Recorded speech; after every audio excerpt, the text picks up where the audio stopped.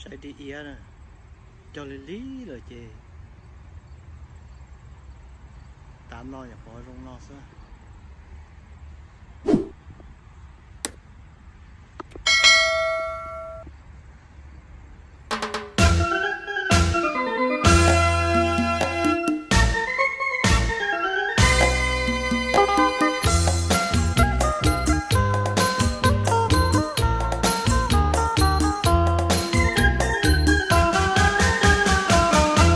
นะโมตัสสะภะคะวะโตพอตั้งนะโม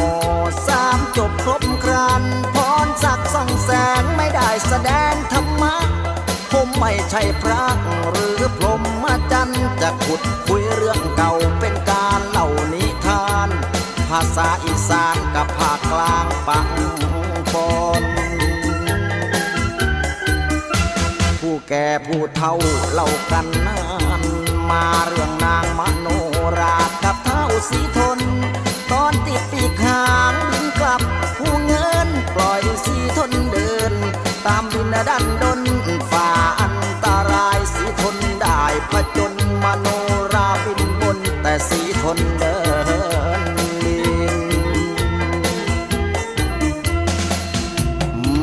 มัดนี้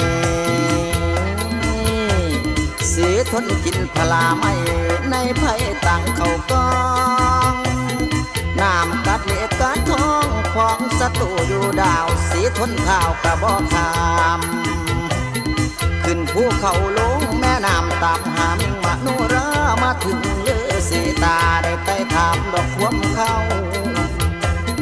หรือเสียวแหวนให้ถึงสบายอีนางฝากแล้วออกปากเก่าหามอย่าตามผ่อนให้เต้าคืนเสียทนให้สะอื่นคืนคำพ่อขอนำหาเรียนวิชาพ่อตัวสิขวาหาเอาตนได้มันเสียไก่ตามเถินเมืองผู้เงินบ่ได้วันบ่เห็นนางมโนราบ่คิดว่าสิเต้าบ้านดอกบานนั้นพี่คิดนำโอ้ย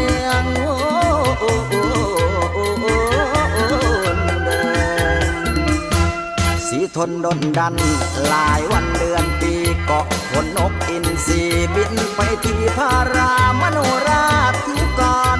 ตอนนั้นชุลมุนจะจัดงานทำบุญรับขวัญมโนราสีทนฝากแหวนที่ลือสีให้มากับสนมเสนามาให้นางในวังนางรู้ว่าแหวนนี้ฝากกับลือสีไว้ให้สามีที่จะมาตามหลังสั่งให้บ่าวไปตามสีทนเข้ามาเห็นแล้วหลั่งน้ำตาตื่นตันใจจังแล้วทำพิธีมีการรดน้ำสั่งเรื่องสีทนตามนางก็เลยเอวังด้วยประกา